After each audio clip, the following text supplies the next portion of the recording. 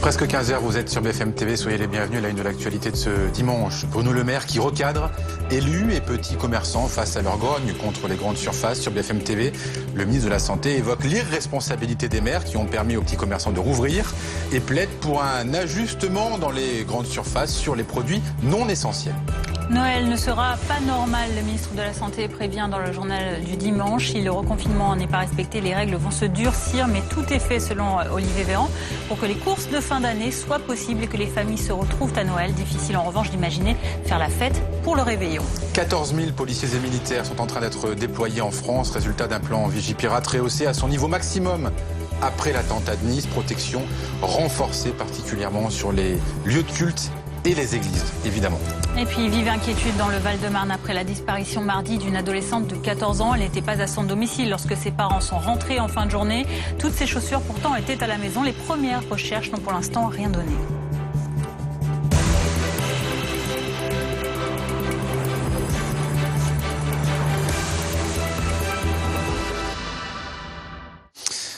La réponse du ministre de l'économie face à l'affront des élus et des petits commerçants ne va sans doute pas leur plaire du tout. Sur BFM TV, Bruno Le Maire dénonce l'irresponsabilité des édiles qui menacent la santé des Français, selon lui, et suggère la fermeture des rayons de produits non essentiels en grande surface. Écoutez-le.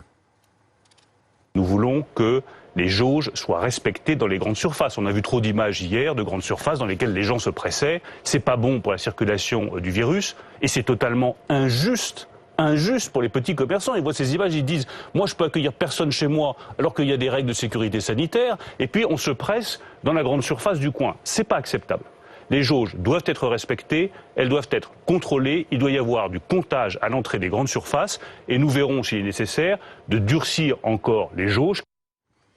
Elisa Bertolomé, on en vient d'entendre Bruno Le Maire, il ne semble pas entendre vraiment la colère des commerçants. Oui, en même temps, Bruno Le Maire ne pouvait pas leur annoncer ce midi qu'ils allaient pouvoir rouvrir leur commerce dès demain. Pourquoi ? Parce que déjà, le chef de l'État a dit mercredi soir qu'il y aurait une clause de revoyure dans les 15 jours, donc en milieu de semaine prochaine.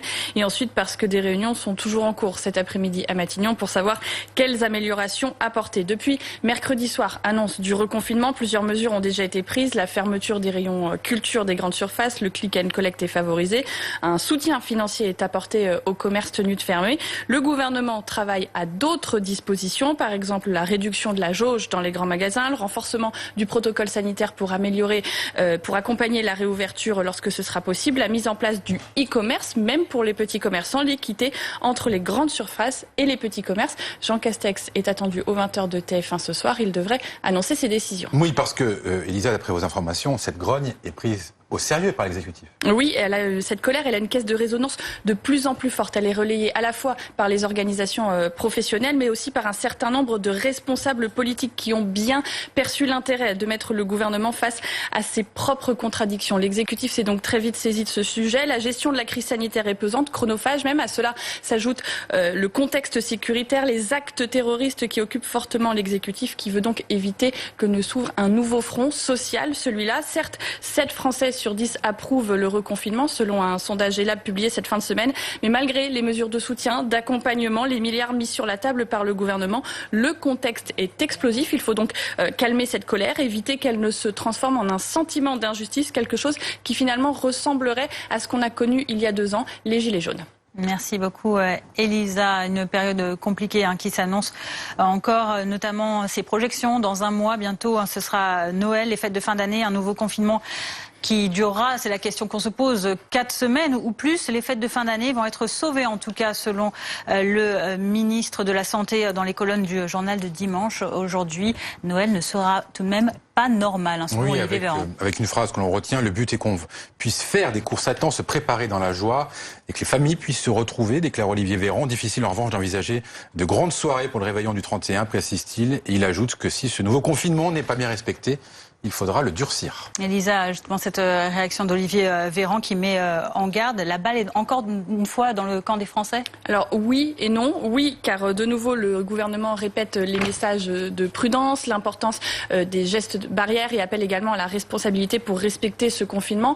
Non, car il a pris la décision de confiner la population dès la fin octobre avec cette date du 1er décembre en ligne de mire, ce qui laisse entendre que le gouvernement espère que la pression sanitaire sera redescendue d'ici la fin d'année. Ce qui est sûr, c'est que les fêtes de Noël ne pourront pas se dérouler comme on les a connues jusqu'à présent, les grandes tablées, la famille réunie, la soirée du Nouvel An. Olivier Véran, il est dans son rôle quand il tient ses propos, il prépare les esprits à des fêtes avec plus de contraintes. Il n'empêche, l'exécutif a parfaitement conscience que Noël, c'est un moment clé de la vie sociale, la vie économique également. Rien n'est simple dans les décisions à prendre en ce moment, mais pour les fêtes, l'équation est particulièrement compliquée. Il faut permettre aux Français de se réunir, aux Français également de faire leurs courses avant les fêtes de Noël. C'est un moment clé pour les commerçants, sans pour autant déstabiliser la gestion de l'épidémie. Pas simple. Docteur Jean-François Corti, quand on lit le ministre de la Santé qui laisse entrevoir un mini-espoir pour ces fêtes de Noël, si on est raisonnable, en imaginant que le confinement se termine mi-décembre, est-ce qu'il faut vraiment aller voir sa famille et fêter Noël cette année comme d'habitude ? Et dans un exercice de communication, parce qu'il a aussi en tête des projections, des modélisations qui sont faites sur la base de l'efficacité relative possible d'un confinement qui est lui aussi relatif. On voit que beaucoup de champs d'activité vont rester ouverts, que les écoles vont rester ouvertes et que donc des espaces où le confinement ne s'appliquera pas et où le virus va pouvoir circuler vont rester présents. Et donc on sait que l'impact des mesures actuelles seront moins efficaces en termes de limitation de l'incidence de l'épidémie que les mesures de confinement quasi total du mois de mars-avril. Donc il est dans cette projection-là, il prépare l'opinion à des moments difficiles où effectivement nos habitudes vont être bousculées comme elles le sont depuis le début de cette épidémie et il va falloir vivre avec cela. Donc voilà, il est dans cet exercice-là. On sait aujourd'hui qu'on va avoir du mal à casser de manière radicale les incidences dans un contexte où l'ensemble du territoire est touché, où il y a pas mal d'angoisse autour de la capacité dans les semaines qui viennent à pouvoir prendre en charge tous les patients graves, notamment en réanimation, ceux qui ont besoin d'être ventilés et accompagnés d'un point de vue médical de manière plus prononcée. On sait que des transferts de malades ont commencé entre certaines régions, mais que si l'épidémie continue à se développer, on sera en difficulté pour pouvoir soulager certains hôpitaux d'une région à l'autre. Donc voilà, on est dans cette approche-là, des mesures dont on a vu qu'elles potentiellement elles pourront évoluer, une espèce de pilotage à vue. Aujourd'hui, les écoles, les collèges, les lycées, les écoles élémentaires vont rester ouvertes, mais peut-être que demain, certains lycées seront fermés. Voilà, on attend des évolutions possibles en fonction des évolutions des chiffres de l'épidémie. Donc ce confinement qui est plus allégé, hein, pour autant, il aura donc moins d'impact que le premier reconfinement qui était beaucoup plus strict. C'est en tout cas l'avis qui a été rendu la veille de la décision de reconfiner par le Conseil scientifique à l'exécutif pour qui il y a une souplesse qui n'apportera pas les mêmes résultats qu'au printemps dernier. Est-ce que les trous dans la raquette, si on peut dire, que vous identifiez par exemple avec les écoles qui restent ouvertes ou d'autres établissements qui restent ouverts, dans les écoles par exemple, qu'est-ce qu'on peut faire pour améliorer justement la prise en compte de cette difficulté et limiter la propagation du virus? On voit qu'il y a une intention louable des autorités de faire en sorte que les écoles restent ouvertes parce qu'on sait que les enfants ont une perte de chance dès lors qu'ils restent chez eux dans l'éducation. On sait que la période de confinement a été particulièrement difficile aussi dès lors que les enfants restaient dans un environnement familial qui n'était pas toujours favorable. Donc les questions de violence à la maison, les questions de perte de chance en termes d'éducation. Et donc on comprend que les autorités soient dans une logique, on va dire louable, de faire en sorte que les écoles restent ouvertes. Mais aujourd'hui, le fait que, y compris dans les écoles, qu'on le veuille ou non, le virus circule, que les enseignants sont particulièrement exposés, qu'on n'a pas le sentiment que tout a été fait, notamment dans la possibilité de limiter le nombre d'élèves par classe, de créer les conditions pour qu'on se contamine moins, notamment à la cantine. Enfin, toutes ces avancées et ces propositions qui ont été faites pendant les grandes vacances, qui n'ont pas forcément été prises en compte. Voilà, on est dans cette tension-là, sachant que ce qui est bénéfique aujourd'hui, c'est que les autorités acceptent que les enfants à partir de 6 ans puissent mettre un masque. Et ça, on sait de la part de pédopsychiatres que même si d'apparence ça semble difficile pour les enfants, ils vont jouer le jeu. On sait que ça se fait dans d'autres pays. Il n'y a pas de risque. Ils se sentiront impliqués dans une démarche dont ils ont la perception et ils savent très bien ce qui se passe. Je veux simplement ajouter, si c'est possible, que aujourd'hui les enseignants, ils sont exposés à des risques que l'on connaît en termes d'enseignement, mais ils sont aussi en situation, avec les services de santé scolaire, de faire du tracing au quotidien. C'est eux à qui on demande de noter les cas positifs de leurs équipes équipes, des enfants, de faire des enquêtes pour faire remonter ces données-là au niveau des agences régionales de santé. Donc ils sont dans un rôle fondamental, comme la santé scolaire, et je pense qu'il faut vraiment reconnaître leur travail qui se fait aux dépens de la capacité d'enseignement. Restez avec nous, docteur. On va voir les chiffres. De toute façon, cette rentrée scolaire prévue demain va être un vrai test pour ce début de confinement. En tout cas, pour le moment, les chiffres ne sont toujours pas bons. On va les voir, les derniers, ceux en tout cas qui nous semblent être les plus significatifs et que vous pourriez comprendre. Plus 35 000 nouveaux cas ces dernières 24 heures. Plus de 300 nouvelles admissions en réanimation, 223 nouveaux décès. Vous l'avez donc compris, c'est toujours très alarmant. Le pic de cette deuxième vague est attendu dans 15 jours, selon des modélisations de l'Institut Pasteur. Le risque, docteur, le risque, finalement, c'est que avec cette rentrée scolaire, eh bien, ces chiffres continuent d'augmenter. Tous les espaces où on va avoir des interactions physiques entre individus, enfants, adultes, sont des lieux où le virus peut continuer à se répandre et à activer et continuer à augmenter les incidences. Donc on sait, même si les enfants, selon les études contradictoires, contaminent moins, qu'il y a quand même des adultes, qu'il y a quand même des temps, et notamment ça a été objectivé pendant les temps de repas où les contaminations se font, qu'on est dans un contexte où les autorités, de manière louable, vont essayer de faire en sorte que les écoles restent ouvertes le plus longtemps possible, mais les enseignants sont particulièrement impactés. Donc voilà, je pense qu'il va falloir qu'il y ait dans notre démocratie sanitaire l'acceptation de la part des autorités, dans une interaction avec les syndicats, avec les enseignants, la possibilité de revoir certaines mesures dans les semaines qui viennent, peut-être ouvrir ou fermer des lycées, donner plus de moyens pour que les enseignants puissent mieux travailler dans des conditions de sécurité plus importantes vis-à-vis du virus. Donc voilà, on est dans cette approche-là, on découvre au quotidien, mais le sentiment qu'on a, c'est qu'il y a encore beaucoup de choses à faire pour faire en sorte que les enseignants puissent exprimer leur métier dans de meilleures conditions. Est-ce que d'ores et déjà, il faut se préparer à un confinement rallongé, peut-être 6 semaines ? J'en sais rien pour l'instant, ça va être les indicateurs d'épidémie qui vont le dire. Ce que l'on sait aujourd'hui, c'est que les mortalités sont conséquentes, que ce sont encore des personnes âgées, des personnes avec des comorbidités, des personnes en situation de précarité qui sont en train de mourir avec des chiffres qui augmentent. On n'arrive pas encore à stabiliser l'épidémie qui nous a échappé, et pas qu'en France, dans plusieurs pays d'Europe, y compris en Allemagne où aujourd'hui il se pose des questions sur des reconfinements partiels selon les régions.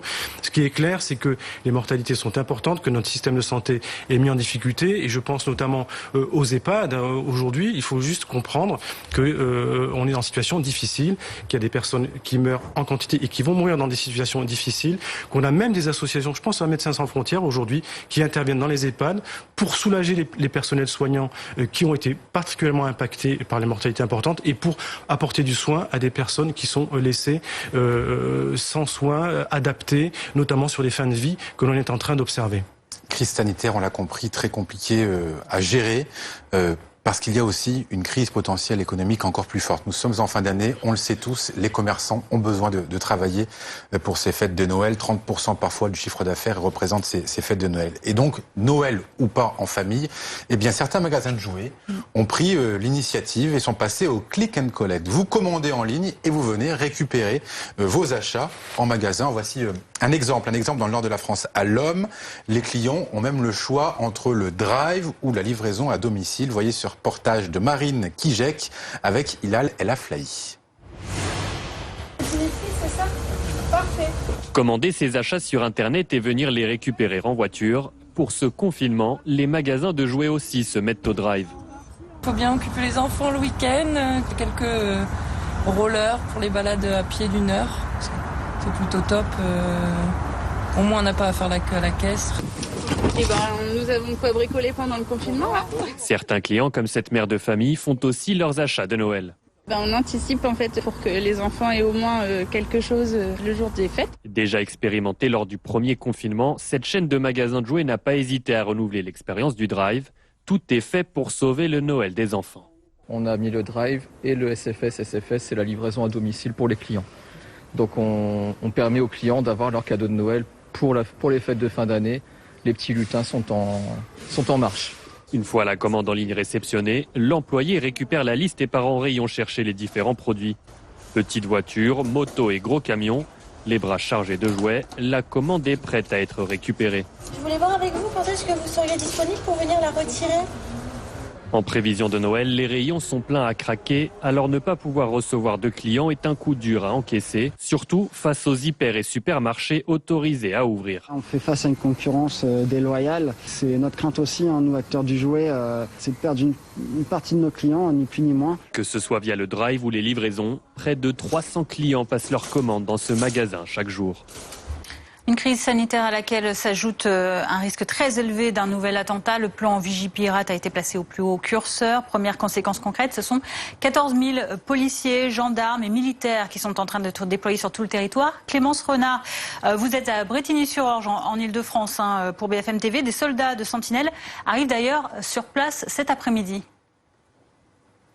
Oui, le premier convoi est arrivé aux alentours de midi. Le second convoi devrait arriver vers 16h30. Des militaires qui sont donc venus récupérer leurs équipements. Vous allez les voir sur ces images de François Luce. Ils font partie de ces 11 000 hommes appelés en renfort dans le cadre du passage au niveau urgence attentat du plan Vigipirate. Parmi ces 11 000 hommes supplémentaires, il y a donc 4 000 militaires et 7 000 forces de l'ordre. Pour le gouvernement, c'est aussi un moyen de montrer qu'il réagit après l'attentat de Nice qui a fait 3 morts il y a quelques jours. Ces hommes sont donc 14 000 au total à être déployés sur le terrain. Leur présence aura surtout des effets sur le sentiment de sécurité. Des hommes qui sont donc désormais à disposition des préfets qui devront déterminer leurs besoins en fonction du niveau de menace. Les ministères compétents devront ensuite s'occuper de disperser ces effectifs.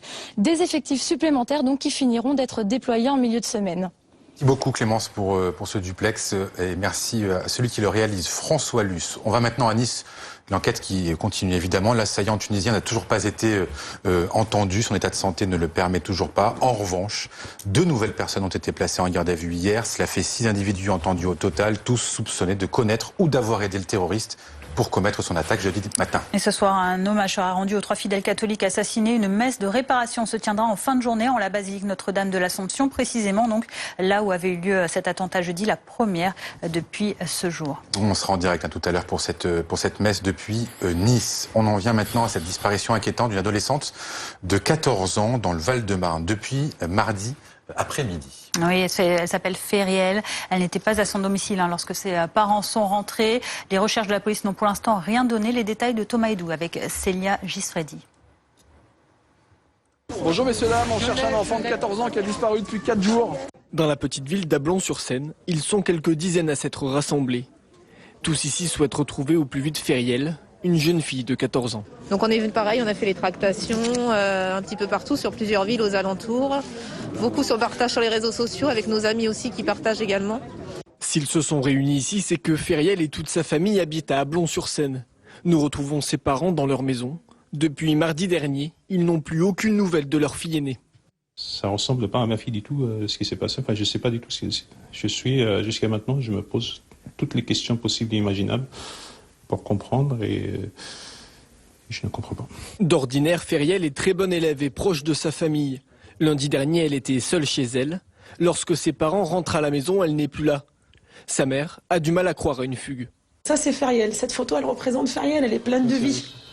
Vous voyez, c'est pas du tout... Et puis, on va partir du postulat que c'est une fugue. On prend des chaussures, on prend une veste. C'est parti pieds nus, c'est ça? Il y a aucune de ses pères qui a disparu. Ses 2 meilleures amies sont comme sonnées. Pour elles aussi, la fugue leur paraît invraisemblable. C'est pas dans son caractère en fait. Genre en plus si elle avait pas de problème ou quoi, si elle nous en a pas parlé, mais c'est pas du tout dans son style de fuyer, de partir ou d'essayer de faire stresser les personnes ou quoi. Pour tenter de retrouver Fériel, la police de Choisy-le-Roi, une commune voisine, a lancé un appel à témoins. Pour tout renseignement qui pourrait aider à localiser la jeune fille, un numéro a été mis en place, le 01 48 90 15 15. Cette question maintenant, Curtis est-il coupable de la mort de sa propriétaire Elisa Pilarski? Vous vous souvenez? Eh bien, selon un nouveau rapport que s'est procuré BFM TV, rapport d'expertise, eh bien, la mâchoire du pitbull de la victime correspond aux plaies retrouvées sur sa victime de 29 ans. La jeune femme était enceinte de 6 mois au moment des faits. Elle avait été retrouvée sans vie, couverte de blessures, de morsures. Un reportage de Stéphanie Zenati. Jusque-là, 2 hypothèses étaient envisagées, mais avec ce rapport de 46 pages rédigé par 2 experts vétérinaires, plus aucun doute, en tout cas pour ces professionnels. Elisa Pilarski a bien été tuée par le chien de son compagnon. Curtis le 16 novembre 2019. Curtis est pour nous l'unique auteur des morsures ayant causé le décès d'Elisa Pilarski. Pour être aussi affirmatif, ces vétérinaires ont travaillé pendant 9 mois sur l'affaire. Ils ont épluché le dossier d'instruction, se sont rendus sur les lieux du drame, puis ont rencontré Curtis, un chien, disent-ils, élevé au mordant et omnubilé par le fait de mordre quel que soit son objet. Une image bien loin de celle qui a longtemps été véhiculée autour de l'animal. Depuis la mort d'Elisa, on a fait de Curtis la victime de cette affaire. Les gens ont projeté sur Curtis ce qu'ils croyaient être la vérité dans ce dossier, c'est-à-dire qu'ils ont pensé que Curtis était le chien d'Elisa, qu'il aimait sa maîtresse, et ils ont projeté leur propre relation avec leur chien, ce qui n'était même pas ce cas-là. Pour accabler Curtis, les experts se sont surtout appuyés sur des moulages en résine des mâchoires du pitbull. Ils les ont comparées à celles réalisées sur les 62 chiens de chasse à courre présents ce jour-là dans la forêt. Et voilà ce qu'il conclut. Les morsures individualisables sont compatibles avec la mâchoire du seul Curtis et non des chiens de chasse. Des certitudes étonnantes pour l'avocat du compagnon d'Elisa Pilarski. En 30 ans d'exercice professionnel, j'ai jamais vu une expertise aussi catégorique. A priori, ils ont fait des comparaisons entre des mâchoires et des documents visuels. Bon, est-ce qu'ils ont travaillé sur de simples photos? Est-ce qu'ils ont travaillé sur des images en 3D? Il faut vérifier tout ça. Là, c'est un jugement rendu par les experts. Maître Novion a déjà annoncé son intention de réclamer une contre-expertise. En parallèle de ce rapport, des analyses ADN ont été demandées par le procureur de la République de Soissons. Les résultats ne sont toujours pas connus. Reste avec nous dans un instant, on va reparler de cette grogne d'élus en France ainsi que de petits commerçants contre la grande distribution et de cette concurrence déloyale. Bruno Le Maire a répondu sur BFM TV de 2 façons. D'abord, il évoque l'irresponsabilité des maires qui ont pris des arrêtés pour que les petits commerces restent ouverts et il appelle plutôt la fermeture de rayons de produits non essentiels en grande surface. À tout de suite. Dimanche. Recherche, diagnostic, traitement, financement. La médecine est en mouvement. Les nouveautés en matière de santé dans Prenez soin de vous. Dimanche sur BFM TV. Parce qu'en matière de bien-être et de santé, il est important d'être bien conseillé. Retrouvez votre chronique avec France Litry, expert de vos nuits. Professionnels ou particuliers, nous partageons la même envie de construire depuis près de 40 ans. Dans les bons ou les mauvais moments, nous avançons main dans la main pour bâtir l'avenir ensemble. Big Mat, dans tout projet, l'humain aussi ça compte.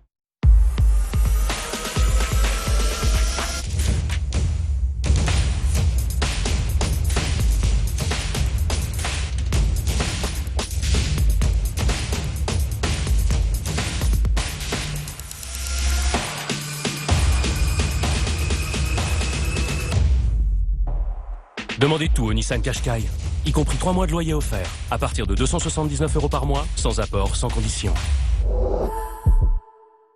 Je n'arrivais pas à trouver du travail et c'est à ce moment-là qu'on m'a parlé d'Indeed. Indeed m'a aidé à faire décoller ma carrière. J'étais chez moi quand j'ai reçu l'offre. J'étais tellement contente. J'ai eu le job.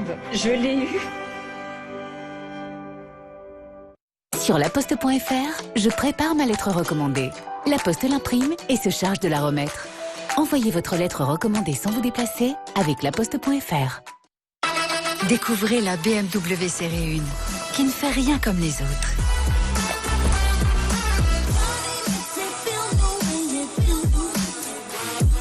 Rien comme les autres et qui n'a vraiment pas froid aux yeux. Dis ma série 1, tu nous réchauffes un peu l'ambiance. BMW série 1, une et unique. En ce moment, découvrez la BMW série 1 édition sport. Dès 295 € par mois, entretien inclus. L'indépendance, c'est une nature. Les gens indépendants croient en leurs rêves et ne renoncent jamais. Toute leur vie, ils vont au bout de leurs engagements pour contribuer à une vie meilleure. Et comme ils nous ressemblent, on les retrouve souvent dans nos magasins. Chez La Vie Claire, depuis 70 ans, notre indépendance nous permet de dessiner une autre bio. À bientôt chez La Vie Claire. Marie, infirmière, ne peut pas se permettre d'être en panne. C'est pourquoi GMF dépanne votre voiture 24 heures sur 24, même en bas de chez vous. GMF, premier assureur des agents du service public. GMF, assurément humain. Alexa, demande à Roomba de passer l'aspirateur devant le canapé. Profitez de la propreté d'une toute nouvelle façon. Roomba vous offre des suggestions de nettoyage personnalisées et passe l'aspirateur là où vous en avez besoin. Roomba apprend à vous connaître et rend le nettoyage plus facile que jamais. Au revoir le nettoyage, bonjour la propreté. Et Google, dis à Roomba d'aspirer la table à manger. Roomba est l'application iRobot Home, une exclusivité iRobot. Ça vous dit toujours pas si on choisit 100 000 euros par an à vie ou 2 millions tout de suite? Non. Si, non. Ah, Lia, on a gagné au Keno. Sérieux, vous êtes là-dessus depuis ce midi? Oui, mais là, maintenant, on va te demander de trancher. Qui a rempli la grille? 5 numéros chacun. Voilà, moi je me lève tôt, demain j'ai mes partiels. 2 millions cash ou 100 000 euros par an à vie? Keno, bonne chance quand vous aurez gagné. FDJ. Qui veut garantir des prix moins chers? C'est nous. Sobrico.com. Qui propose de vrais conseils d'experts? C'est nous. Sobrico.com. Qui livre en 24 heures quincaillerie, outillage et piliers de référence. Sobrico.com. Mais aussi la plomberie, outils pro petit prix, confiance et garantie. Sobrico.com. BFM TV au cœur de l'élection américaine, USA 2020. Donald Trump ou Joe Biden, qui sera le prochain locataire de la Maison Blanche? Une journée décisive pour une élection hors norme. I felt like Superman. It's time to stand up. Suivez la nuit américaine sur BFM TV comme si vous y étiez, avec nos correspondants permanents et nos envoyés spéciaux. Invités, estimations, résultats état par état, à vivre en direct depuis Washington avec Maxime Switek. USA 2020, rendez-vous mardi, toute la nuit en direct sur BFM TV. Depuis le temps que je vous annonce la météo avec Gauthier, je fais un peu partie des meubles. Gauthier, fabricant français depuis 60 ans.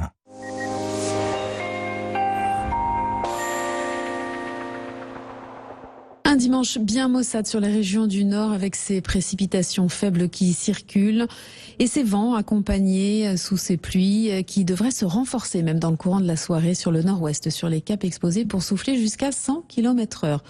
Demain matin, de nouvelles pluies sont attendues sur le nord-ouest, accompagnées une nouvelle fois de bonnes rafales de vent, à l'avant de nombreux passages nuageux, un ciel voilé mais un voile assez dense sur la moitié sud et puis toujours ces plaques de grisaille, ces nuages bas du pourtour méditerranéen jusqu'en vallée du Rhône. Dans le courant de l'après-midi, la dégradation va avancer sur le pays de l'estuaire de la Gironde en montant sur la région centre, également jusque sur les Ardennes, à l'arrière sur le nord-ouest le retour de quelques éclaircies, encore quelques averses et toujours du vent et ailleurs pas de changement par rapport à votre matinée. Côté température, de la grande douceur au réveil, des valeurs remarquables à Paris 17 degrés également à Reims, à Nantes, à La Rochelle, il fera 16 degrés à Lille tout comme à Biarritz, 15 degrés à Brest, à Strasbourg, on attend 7 degrés, la valeur la plus basse ce sera à Grenoble et dans le courant de l'après-midi on risque de battre des records dans l'Est notamment avec 23 degrés attendus à Strasbourg tout comme à Bordeaux ainsi qu'à Clermont-Ferrand, 22 degrés sur la région Rhône-Alpes et à Biarritz, il fera 19 à Paris, à Lille, à Nice également et 13 degrés à Brest, ce sera la valeur la plus basse.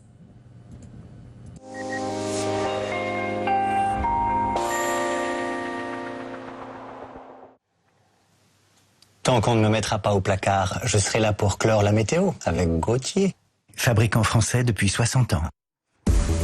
Quasiment 15h30 sur BFM TV, les titres à la une. Irresponsable, c'est ainsi que le ministre de l'économie a qualifié les maires qui ont pris des arrêtés pour ouvrir les commerces non essentiels malgré le reconfinement. Bruno Le Maire qui rassure en revanche, il est urgent de rétablir l'équité entre petits commerçants et grandes surfaces. Un confinement qui fait peser des doutes forcément sur les fêtes de fin d'année. Dans les colonnes du JDD, le ministre de la Santé parle d'un Noël qui ne sera pas normal. Sur BFM TV, Bruno Le Maire tente de rassurer et affirme que tout est fait pour que les préparatifs soient réalisables dans de bonnes conditions. Pour l'instant, la sécurité est renforcée en ce week-end de Toussaint et au-delà. Ce dimanche, les lieux de culte catholiques sont particulièrement surveillés. Dès lundi, ce sera le cas des écoles. 14 000 policiers, gendarmes, militaires sont désormais mobilisables en France avec le passage au niveau maximal du plan Vigipirate après les récents attentats. On vous parlera de cette disparition inquiétante dans le Val-de-Marne. Une jeune fille de 14 ans a disparu mardi de son domicile.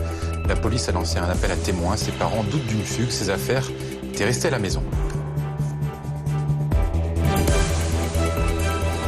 Ce troisième jour de reconfinement, les commerçants, les petits commerçants français sont toujours en colère. Ils attendent des réponses claires de l'exécutif face à l'injustice qu'ils pointent du doigt face aux grandes surfaces. Invité de BFM Politique, le ministre Bruno Le Maire leur a apporté un début de réponse.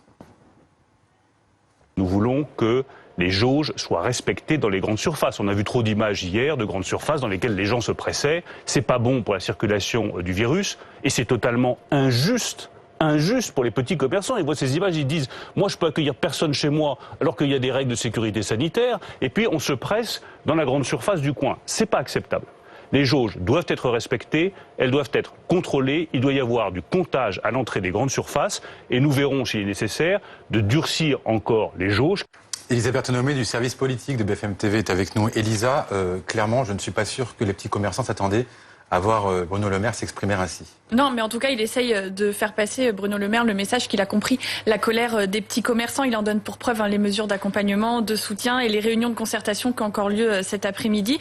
De nouveau, il y a des réunions à Matignon sous la direction du Premier ministre pour tenter de trouver la meilleure solution, ou en tout cas la moins pire pour accompagner ces petits commerçants. Des mesures et des décisions ont déjà été prises, pourtant, depuis le début de ce reconfinement. Oui, il y a la fermeture des rayons culture dans les grandes surfaces, le click and collect qui est favorisé, le soutien financier pour les commerces tenus de fermer. Ça, ce sont les mesures déjà prises, mais d'autres arbitrages pourraient être rendus, comme par exemple, Bruno Le Maire l'a dit, la fermeture des rayons de produits qui ne sont pas de première nécessité.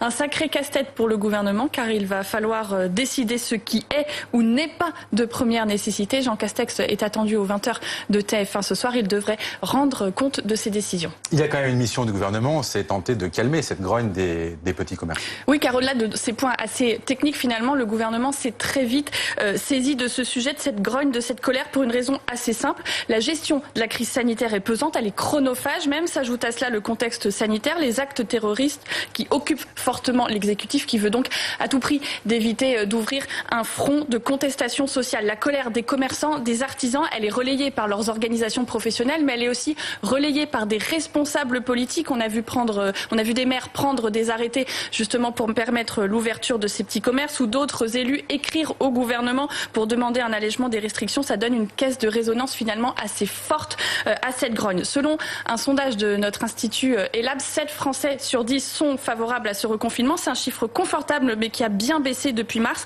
Et malgré les mesures de soutien, d'accompagnement, les milliards mis sur la table par le gouvernement, le contexte est explosif. Il faut donc calmer cette colère et éviter qu'elle ne se transforme en un sentiment d'injustice, là aussi très explosif. Toute ressemblance avec un contexte qu'on a déjà connu, celui des Gilets jaunes, n'est pas totalement fortuite.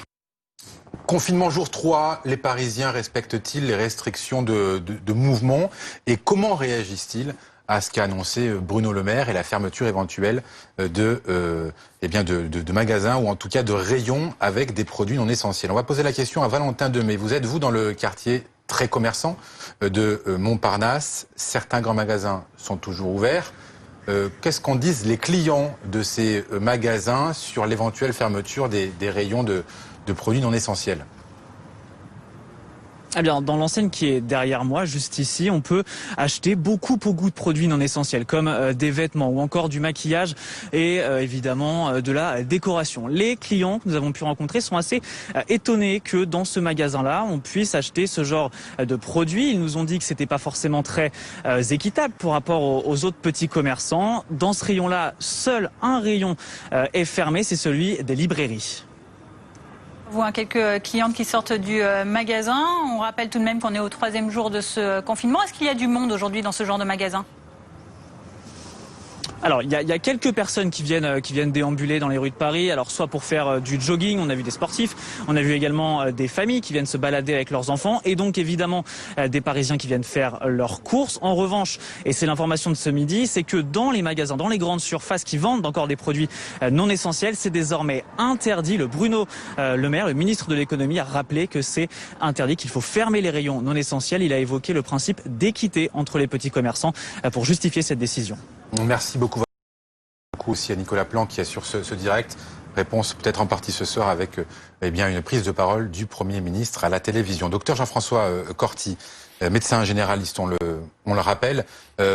Quand on voit ces décisions prises par le ministre de l'économie, ou en tout cas ces suggestions qu'il fait à l'exécutif, quand on voit la complication avec les petits commerçants, on se dit quand même que cette ligne de crête entre l'économie et le sanitaire est très compliquée à trouver. Ah oui, il est dans un exercice de communication où le gouvernement n'a pas tranché pour les enjeux de santé publique versus les enjeux économique. Il est sur une balance, un équilibre, et on est dans un exercice aussi de démocratie sanitaire. Les autorités qui font les propositions et les acteurs de la société civile, des élus de terrain, des commerçants, on l'a vu, qui contestent à leur niveau parce qu'ils défendent leurs intérêts. Et donc voilà, un pilotage probablement à vue des autorités nécessaire pour être à l'écoute et en même temps pour réaffirmer des principes de santé publique importants. Aujourd'hui, les incidences de l'épidémie est maximale sur quasiment l'ensemble du territoire. On n'est pas comme en mars à avril sur quelques territoires touchés, donc une menace pour nos hôpitaux avec possiblement des difficultés de transfert de malades, de certains qui seraient saturés vers d'autres. Donc on est dans une approche où encore une fois le confinement il est à minima, où on va avoir probablement plus de temps nécessaire pour écraser cette courbe ascendante de l'épidémie, et donc une projection au moins sur possiblement les 2 prochains mois pour espérer arriver à un plateau et peut-être une baisse de l'épidémie. Parce qu'on les voit, ces chiffres sur cet écran de la contamination. Au dernier chiffre de Santé publique France, plus de 35 000 cas nouveaux positifs, 339 admissions en réanimation sur la même période, 224 décès ces dernières 24 heures également. Le Conseil scientifique a notamment recommandé un plan d'action plus général, notamment en s'appuyant sur les pharmaciens, sur les médecins de ville. Ah oui, tous les acteurs de terrain sont bons à prendre aujourd'hui pour faire en sorte de limiter le nombre de cas graves qui arriveraient en réanimation avec des espérances de vie qui sont limitées. Donc, de quelle manière ? Si l'hôpital est un lieu important de prise en charge de l'épidémie, tout se joue sur le terrain dans la limitation des incidences. Et donc, les généralistes notamment n'ont pas attendu ces recommandations pour être très impliqués et notamment revendiquer des tests rapides pour pouvoir tester et être dans la promotion de la santé et faire des recommandations d'isolement de qualité.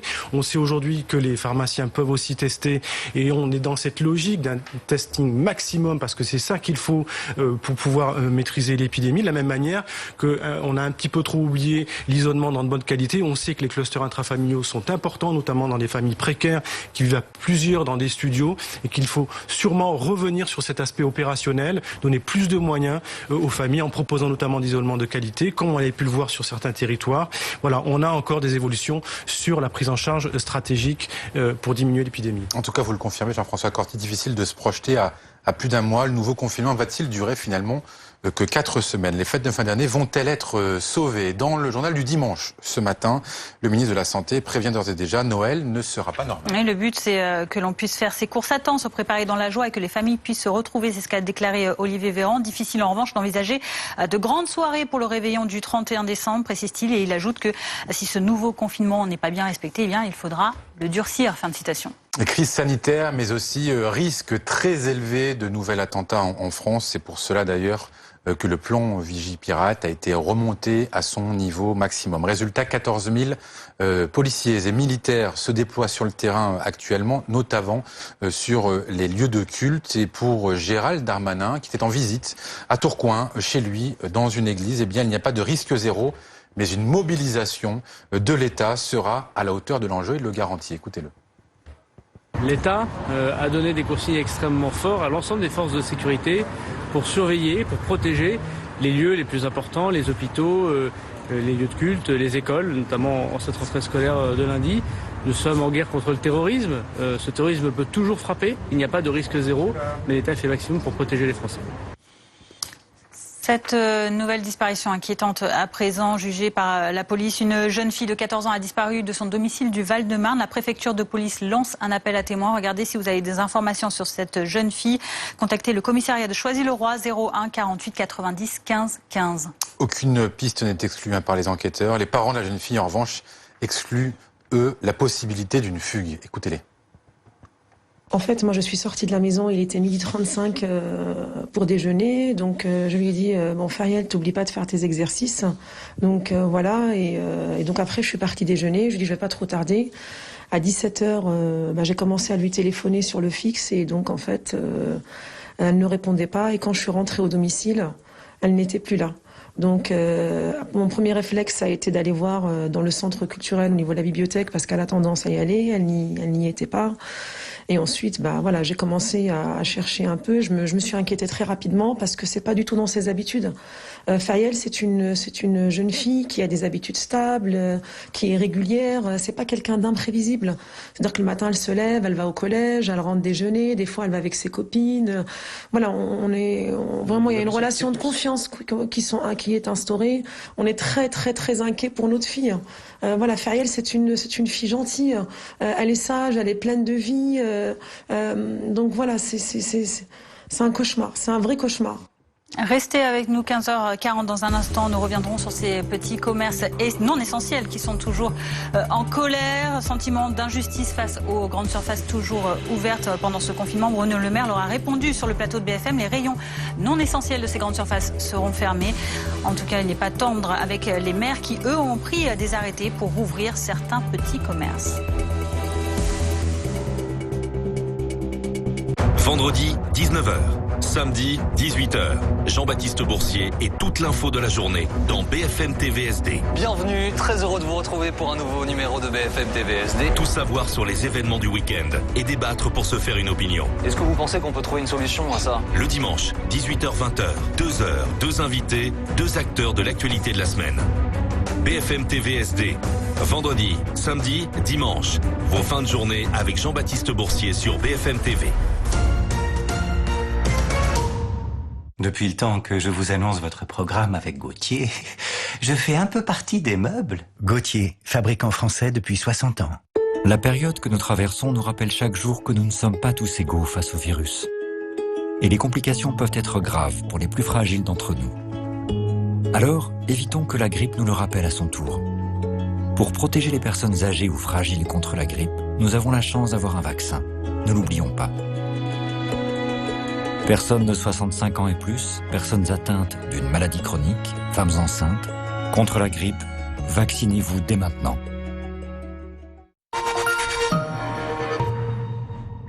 Est-ce que vous l'entendez, cette petite voix intérieure qui vous dit « Pars, prends le large, te prends pas la tête, t'attends quoi ? Profite !» Quand vous lui demandez pourquoi, il vous répond « Et pourquoi pas ? C'est toujours le bon moment. N'écoute pas ce qui t'empêche d'avancer. » Et quand cette petite voix vous dit « Essaye une Skoda !» Vous hésitez encore ? Bah non, surtout en ce moment. Jusqu'à 6 000 € d'avantages clients offerts, hors prime à la conversion, pour l'achat d'un SUV de la gamme Skoda. S'il arrive quelque chose à la voiture d'Arnaud, professeur des écoles, alors les ennuis commencent. C'est pourquoi GMF vous prête sans surcoût un véhicule de remplacement si le vôtre est immobilisé. GMF, premier assureur des agents du service public. GMF, assurément humain. Nuit sous la couette ou nuit aux toilettes? No Problémol. Prostamol contribue au maintien de la fonction urinaire normale. À prendre pendant 3 mois. Prostamol, No Problémol. Là, là, là aussi. Encore là, là, là, et puis là. Ce n'est pas une impression. Vous avez bien vu cette voiture partout. C'est normal. Renault Zoé est leader de l'électrique en France et en Europe. Encore quelques semaines pour profiter du bonus écologique 2020 de 7 000 €. À découvrir dès maintenant.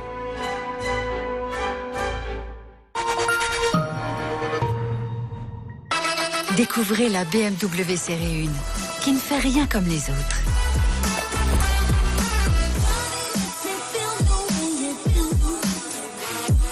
Rien comme les autres, et qui n'a vraiment pas froid aux yeux. Dis ma série 1, tu nous réchauffes un peu l'ambiance. BMW Série 1, une et unique. En ce moment, découvrez la BMW Série 1 édition sport. Dès 295 € par mois, entretien inclus. Faire de petites choses chaque jour peut faire une grande différence. Aujourd'hui, votre délicieux café Senseo est produit de façon plus durable et plus responsable. C'est un petit geste et encore plus de plaisir pour vous, tasse après tasse. Découvrez la nouvelle gamme de machines Senseo Eco, plus de plastique recyclé, moins d'énergie consommée. Senseo, à vous de choisir.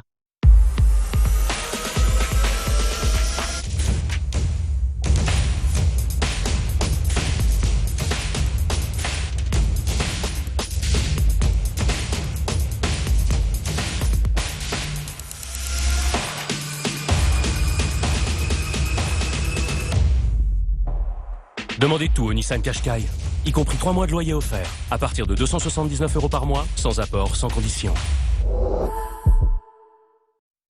Professionnels ou particuliers, nous partageons la même envie de construire depuis près de 40 ans. Dans les bons ou les mauvais moments, nous avançons main dans la main pour bâtir l'avenir ensemble. Big Mat, dans tout projet, l'humain aussi ça compte. 15h45 dans BFM TV, on s'attarde sur ces commerçants, petits commerçants contraints de fermer leurs établissements à cause du reconfinement. Ils sont en colère, ils dénoncent une injustice face aux grands magasins qui, eux, peuvent vendre certains produits non essentiels alors que ne peuvent pas. Certains maires leur sont venus en aide. C'est votre cas, Frédéric Soulier. Bonjour, vous êtes maire Union de la droite de Brive-la-Gaillarde en Corrèze. Vous avez donc signé l'un de ces arrêtés. Écoutez tout d'abord ce qu'a dit Bruno Le Maire. Il était l'invité, le ministre de l'économie de BFM TV ce midi. Écoutez ce qu'il a dit au sujet des maires qui ont pris le genre d'initiative que vous avez prise. Il y a de la place pour un responsable politique aujourd'hui que pour le volontarisme et le sens des responsabilités. Permettrait de dénoncer d'ailleurs au passage cette poignée de maires irresponsables qui prennent des arrêtés contraires aux décisions qui ont été prises par l'État pour protéger la sécurité sanitaire des Français. Cette poignée de maires irresponsables, ils pensent qu'ils soutiennent les commerçants. En réalité, ils menacent la santé des Français. Frédéric Soulier, vous êtes donc le maire de Brive-la-Gaillarde en Corrèze. Vous avez signé vous-même un arrêté dans votre commune. Est-ce que vous êtes irresponsable? Écoutez, je ne le crois pas. Et je ne pense pas que cela grandisse le ministre de poser le débat à ce niveau-là. Non mais vous comprenez le raisonnement. Ben oui, mais je rappellerai quand même au ministre que heureusement que les maires de France sont là pour faire appliquer les mesures sanitaires que le gouvernement prend depuis le mois de mars. Nous sommes, nous aussi, vous savez, des élus de terrain et on vit aussi le quotidien de nos concitoyens. Donc on peut aussi expliquer au ministre ce qui se passe réellement sur notre territoire. Seulement quand les choses ne vont pas dans ce pays, on essaye toujours de tenter de s'expliquer par la caricature. Bon, voilà, moi j'y rentrerai pas. Je trouve que c'est pas tout à fait comme cela que je souhaite que le débat s'ouvre. Et je remarque juste une chose, c'est que quand même, grâce à l'initiative de quelques maires de France et d'autres qui sont en train de se réveiller, la démarche a permis quand même d'ouvrir un peu le débat et de défendre quand même des petites gens, des petits commerçants, des petits artisans qui sont sur le terrain aujourd'hui et qui ont beaucoup de mal à se tirer un salaire depuis la crise Covid. Vous l'avez dit, la discussion est en effet, la discussion est en effet en cours. Et ce point est très important pour nous. La discussion est en effet ouverte, vous le disiez, c'est le cas cet après-midi où l'exécutif essaye de trouver des réponses à apporter. Jean Castex s'exprimera ce soir sur une grande chaîne à une heure de forte écoute pour dire ce qui sera envisagé. Qu'attendez-vous en tout cas que vous disent les commerçants de votre ville, de Brive-la-Gaillarde? Qu'est-ce qu'ils attendent? On est sur un sujet d'équité, on l'a dit, et j'ai même entendu le ministre d'ailleurs le redire. Moi, je suis parfaitement d'accord avec lui. D'ailleurs, c'est tout bien fondé de notre position. Nous, on n'est pas anti-gestion de crise sur la partie virale de la pandémie. Nous, on est juste en train de dire que sur ce confinement un peu hybride, il nous semble en tout cas que la mesure n'a pas été suffisamment ajustée. Donc ce que j'attends ce soir par le Premier ministre, c'est qu'il prenne réellement en considération ce que nous venons d'exprimer. Et je pense ce que nous avons déjà exprimé parce que depuis le premier confinement, on n'a pas tiré grand-chose de leçon en termes de réflexion sur ce sujet. Je pense qu'il est nécessaire que les maires puissent défendre cette position, mais on n'est pas les seuls. Et je crois que l'activité, en tout cas dans les petits commerces et les artisans de notre territoire, peut continuer à s'exercer. Sauf que ce qu'on comprend quand même, nécessaire de la protection et de la pandémie nécessaire. Nous, on n'est pas, on n'oppose pas les deux principes. Ben oui, mais le problème, c'est deux choses. Le problème, c'est qu'on voit bien quand même que l'épidémie continue de progresser et que la priorité de l'exécutif reste tout de même de faire baisser ces courbes de l'épidémie. D'ailleurs, Bruno Le Maire a bien dit qu'il préférait que les rayons de produits non essentiels dans les grands magasins ferment plutôt que la réouverture des petits commerçants. Est-ce que vous allez pouvoir vous entendre? Si vous n'avez pas une réponse favorable ce soir du Premier ministre, qu'est-ce qu'il se passera? Mais en tout cas, si le gouvernement décide d'enlever les produits non alimentaires dans les grandes et moyennes surfaces c'est une chose. Nous, ce que l'on demande simplement, c'est que le petit commerce, qui d'ailleurs, petits commerçants, petits artisans, ce sont les premiers qui ont appliqué toutes les mesures liées à la crise sanitaire. Donc aujourd'hui, il faut leur faire confiance. Et puis dites-moi, en termes de flux, qu'est-ce qui est le plus viral, une plateforme de grande et moyenne surface où vous avez plusieurs milliers de gens qui circulent, qui rentrent et qui sortent, ou le petit commerce qui accueille 1 à 2 clients maximum dans son magasin? Alors si on va jusqu'au bout de votre raisonnement, à ce moment-là, est-ce qu'il n'aurait pas mieux valu appliquer un confinement beaucoup plus strict à l'image du premier, où tous les commerces auraient été fermés et là il y aurait eu l'équité totale? C'était le risque d'un confinement hybride. Après, le gouvernement prend une position, d'ailleurs, que je ne critique pas. Et, vous savez, bien malin celui qui peut juger la gestion de cette crise aujourd'hui. On verra le temps viendra de pouvoir poser des bonnes questions et tenter d'avoir les bonnes réponses.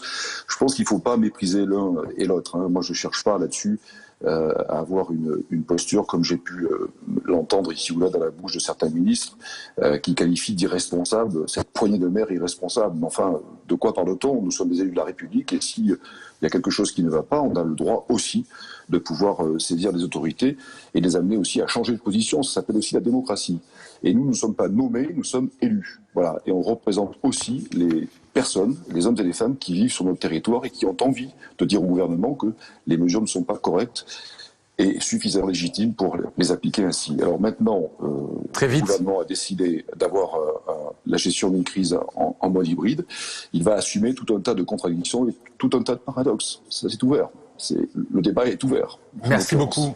Merci beaucoup pour cette intervention chez BFM TV. Frédéric Soulet, je rappelle que vous êtes maire de Brive-la-Gaillarde. Votre message est passé. Le juge de paix, c'est donc le Premier ministre ce soir à la télévision, Jean Castex. On passe tout de suite maintenant à notre chronique. Prenez soin de vous. Parce qu'en matière de bien-être et de santé, il est important d'être bien conseillé. Retrouvez votre chronique avec Franck Litry, expert de vos nuits.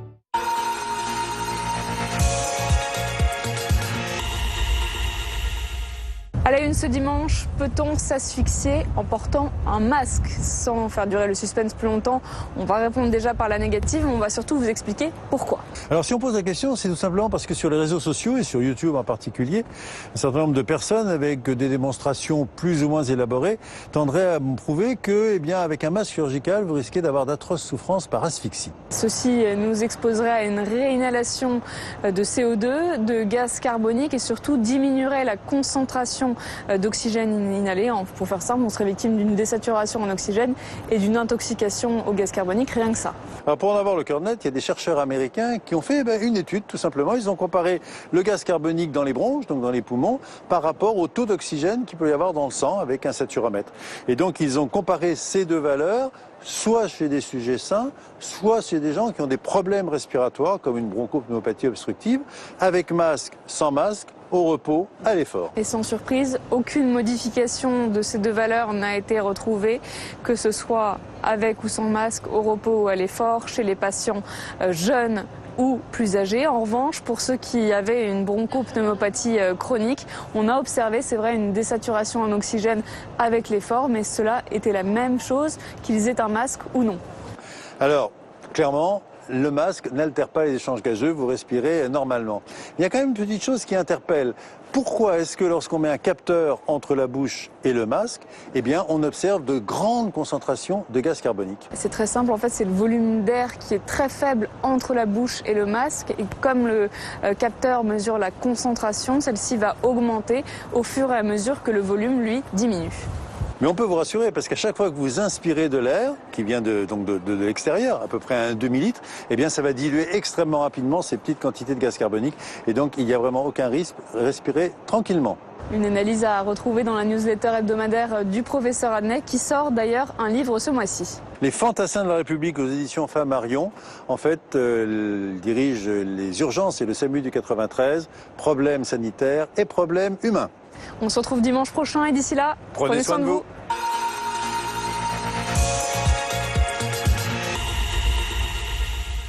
Parce qu'en matière de bien-être et de santé, il est important d'être bien conseillé. Retrouvez votre chronique avec Franck Litry, expert de vos nuits. Le temps.